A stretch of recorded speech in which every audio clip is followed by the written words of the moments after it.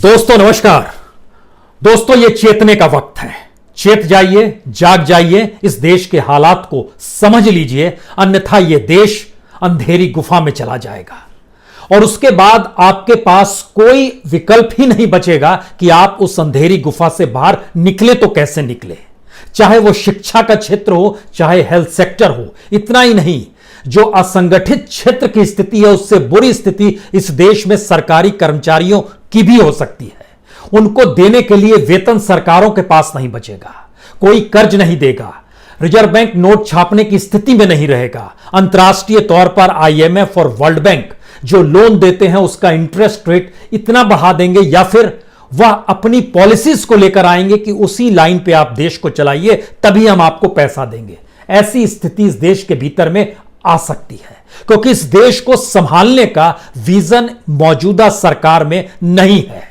यह बेहद कड़े शब्द हो सकते हैं कि एक चुनी हुई सरकार के बारे में इस तरह का वक्तव्य दिया जा रहा हो और हम कह रहे हैं कि यह सरकार इस देश को चला पाने की स्थिति में नहीं है, क्योंकि इस वक्त जो जीडीपी के आंकड़े आए हैं वो चौंकाने वाले नहीं हैं, सबसे ज्यादा त्रासदीदायक है। 1947 आजादी के बाद से इस देश में कभी भी ऐसी आर्थिक परिस्थितियां रही ही नहीं, चाहे आजादी के तुरंत बाद पाकिस्तान को लेकर जो संघर्ष करना पड़ा हो, या फिर 1962 में चीन के साथ युद्ध हुआ हो, या फिर बांग्लादेश वार हो, इमरजेंसी हो, इकोनॉमिक क्राइसिस आया हो, या फिर स्लोडाउन आया हो 2008 में। कभी ऐसी स्थिति नहीं आई और इस स्थिति के पीछे सिर्फ महामारी नहीं है जिसको कि ईश्वरीय शक्ति का जिक्र इस देश के फाइनेंस मिनिस्टर करने से नहीं चूक रही है।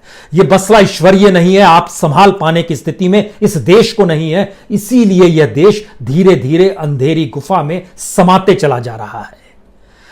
चेहरे पर मुस्कान, पार्लियामेंट के भीतर उत्साह, भाषण में ताजगी और मनोरम चीजों से देश के सामने खुद को प्रस्तुत करने भर से यह देश उजियारे में नहीं आएगा। जीडीपी के आंकड़े जो एनएसएन अभी तुरंत जारी किए हैं वो बताते हैं कि हमारी जीडीपी जो है 23.9% नेगेटिव में चली गई है। यानी ये श्रिंक जो हुआ है जीडीपी का, वह आजादी के बाद से पहली बार इतना है। जीडीपी का मतलब जो आप समझना चाहते हैं उसको इस रूप में भी समझ लीजिए कि पूरे साल जो भी आप सामान और जो भी सर्विस, उसकी जो पूरी वैल्यू होती है उसको जीडीपी में एक एनालिसिस किया जाता है। जैसे कोई बच्चा परीक्षा देता है तो उसकी जब मार्कशीट आती है तो पता चलता है कि वह किस सब्जेक्ट में कमजोर है।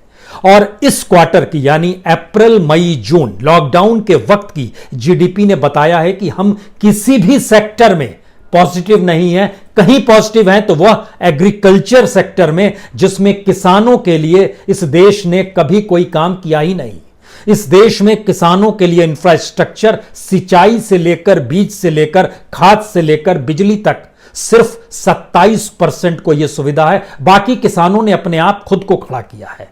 वह 3.5% ग्रोथ के साथ है, लेकिन बाकी सारे सेक्टर नेगेटिव में है और -23.9% जीडीपी अगर इन 3 सेक्टर में है, इस 3 महीने के भीतर में है, तो हमको लगता है कुछ आपको अतीत में ले चलें, जिसके बाद आप समझ पाए कि क्यों यह सरकार विजनलेस है, वो संभाल पाने की स्थिति में नहीं है। और लॉकडाउन से ठीक पहले की स्थिति या लगातार जो डाउनफॉल हो रहा है इस सरकार का इकोनॉमी को संभालने के लिए, कैसे क्राइसिस में इस देश को ले आकर उसने खड़ा कर दिया है हर सेक्टर के लिहाज से। समझिए आज जिस जीडीपी का पहले 3 महीने जो फर्स्ट क्वार्टर जिसको कहते हैं 2020-21 का जो फाइनेंशियल ईयर में अप्रैल मई जून में, industry sector -38.1%, service sector -20.6%, manufacturing sector -39.8%, trade hotel -47%। कल्पना के परे है ये।